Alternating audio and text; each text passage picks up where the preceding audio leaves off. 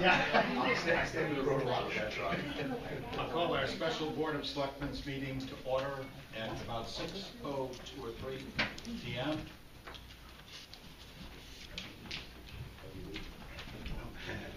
First order of business is, second order of business, I should say, is 88 Main Street waiver of building permit fees. And without further ado, I think I'd like to be able to call Attorney St. Onge to explain what his findings have been.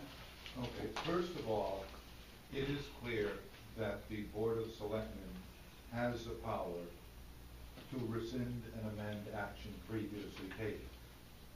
The general rule under Robert's Rules, if you do it on an emergency basis, you need a 2/3 vote. The proper procedure, which is the procedure which is being followed tonight, is that you set it for a special meeting with notice to all parties of the action being taken. But to suggest that that is not possible is not correct, because things would last forever. It's very clear under Robert's Rules, the proper motion would be to rescind and amend, and that is under Section 35 of Robert's Rules, an appropriate motion. What I found in this particular case is that the proposed amendment appears to me to be moot.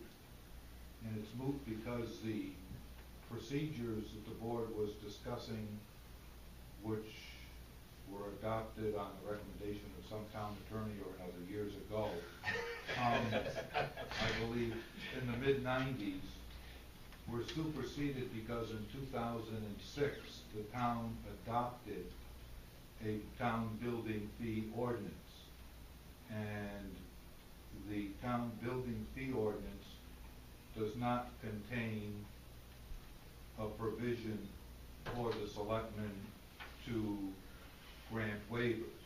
Now, if you look back, I think it's probably an oversight, because if you look back historically, building permits were actually originally issued by the Board of Selectmen, and there's an Old Town of Putnam ordinance that requires the Board of Selectmen to annually report to the proper authorities the number of building permits they issue.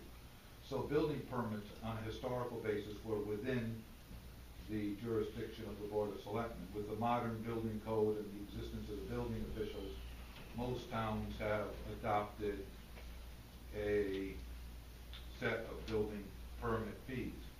Thompson is interesting because for many years the voters defeated attempts to put in building fees, and that they're only relatively recent in Thompson. So it seems to me, if there is an exemption under state statute, which there could be because I did not have a lot of time to prepare for this meeting. I selfishly had taken yesterday off before I knew I was going to get this exciting assignment.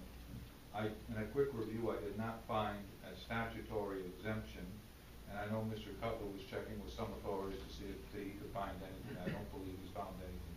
The only thing I had was a reference from the Department of Construction Services, which has the responsibility for the state building official, and it determines how to complete the educational training fee remittance report, which is the fees that we pay to the state of Connecticut. And under one of the things, it says the educational fee must be collected even when the building permit fee is waived, i.e. municipal, religious, nonprofit projects by the municipality. And that's the only reference I saw in terms of waiver of it.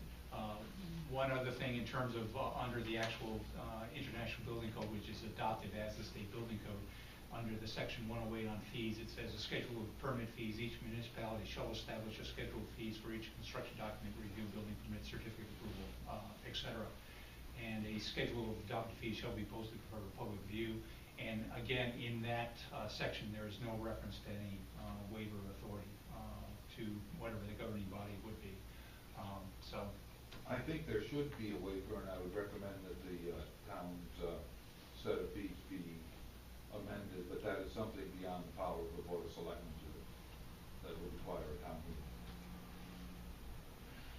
Questions of Bill?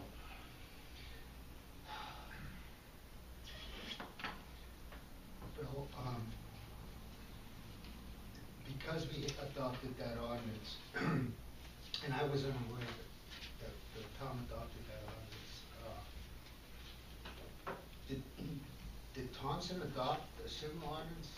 I don't remember, because I was in there. They eventually authorize, now whether they set the fees by ordinance or some towns authorize the Board of Selectmen or the building official to set a fee, but Thompson eventually voted, I believe, to set fees, I to don't- authorize yeah. the setting of fees.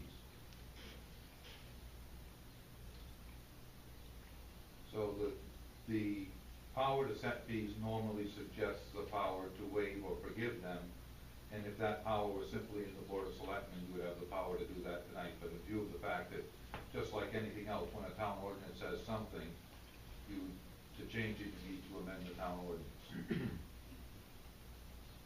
So the town ordinance said, does it say that municipal buildings, they can be waived?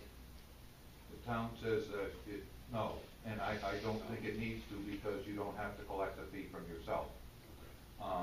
The town ordinance says the town shall collect building fees, and there's no exemption in it, and I think there probably was an oversight in the drafting of the ordinance.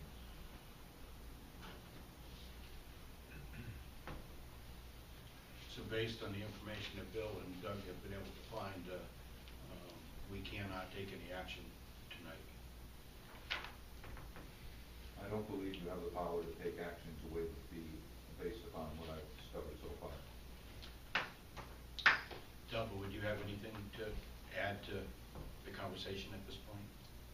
No, the only thing I can say is that the 26 cents to what Doug was referencing as far as the state building fee has been paid on the project, on the $350,000. That has been paid and sent in with the first application.